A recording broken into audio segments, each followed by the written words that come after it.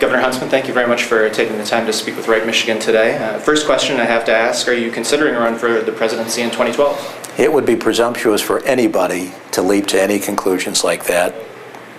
In my case as well, what is important for the party is that we engage in a meritocracy of ideas and let 1,000 flowers bloom and get the best ideas out there for people then to decide what is best and what is appropriate for the future of the party. It isn't about people, it isn't about positioning, it isn't about buzz and gossip. It's about ideas and solutions.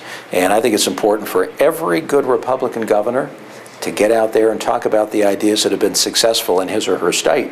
And then let the people decide where things go. And it will sort itself out over time, I have no doubt. But it will sort itself out based upon the best ideas we have under Republican management that are appropriate for the future of this country. Now, President Obama certainly has his idea of changes that he wanted to make and policy objectives. What's your take on his first 100 days in office? Big government, a lot of debt, but let's remember that we should focus on our first 100 days as a party and make sure that we calibrate appropriately for the second 100 days, because these are snapshots in time. And if we continue to just sort of critique and analyze based upon whatever the anniversary is, we're not going to be able to really sit back and focus long-term and strategically about where our own party goes. So I think it's less about where the White House is and more about where our party is in terms of how we rebound, get on our feet, and move forward. Now, Utah's unemployment rate is 5.4%. The national rate is 3 points higher than that. Michigan's unemployment rate is 12.6. 5.4 sounds like a dream. First of all, how did you do it? And second, what can Michigan do to turn things around? Well, it's a very simple thing. Capital, investment capital, is a coward. And it will flee from wherever it perceives there to be risk in the marketplace. And it will park itself wherever it sees economic freedom. And if your state speaks to economic freedom and the free market, capital will come and people will stay and jobs will be created. If capital is scared away, then just the opposite happens. So I hate to put it in such simple terms, but it's all about creating an environment in whatever state you're managing that speaks to the attraction of capital and allowing the free market to do what it does best.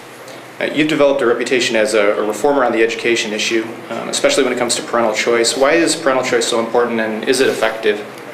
Well, we're going to learn longer term how effective it is. We've taken some initial steps with, for example, our Carson Smith choice legislation, which allows special categories of kids to gain greater flexibility and mobility in terms of which educational institution best suits their learning style. And by doing this, and we've done it now for about 3 years, we're either going to prove that this is a very good thing for education longer term, or that it isn't. I think it will prove that it is a good thing longer term. But what we're trying to do here is you take it beyond the rhetoric. You got both sides kind of pointing in opposite directions. We're actually taking some examples on a smaller scale of how mobility in education can affect parents and students.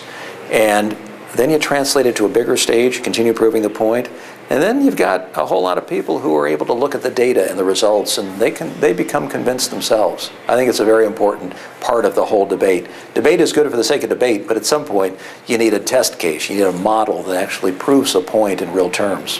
Why are you so passionate about education? Why is that such a large issue in your administration and in your personal life? Well, we are the fastest growing state in America. We have the youngest population of any state in America.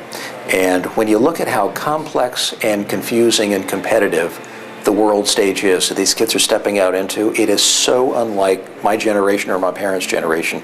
They're going to have 3, 4, or 5 jobs during the course of their careers. And so what is important? What is important is making sure that kids are lifelong learners at the earliest stage, because they're going to go from lots of different and diverse interests and jobs during their careers. It means they've got to be fast on their feet, they've got to be constant learners, they've got to be keen students, and they've got to acquire some basic fundamentals in order to get through the challenging markets ahead today more than ever before in human history.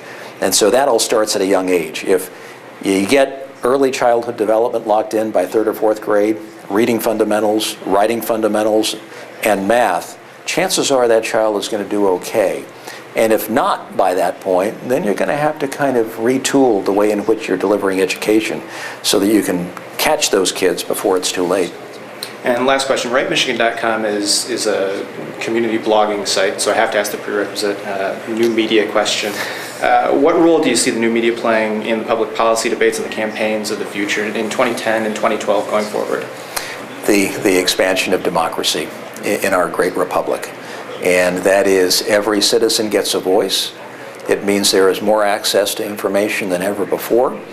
It means that with the click of a mouse, you can learn more about a candidate who's thinking of running for office than you knew about earlier presidents of the United States and their entire lives. It's amazing the amount of information people have access to and the communication capability. What does that do?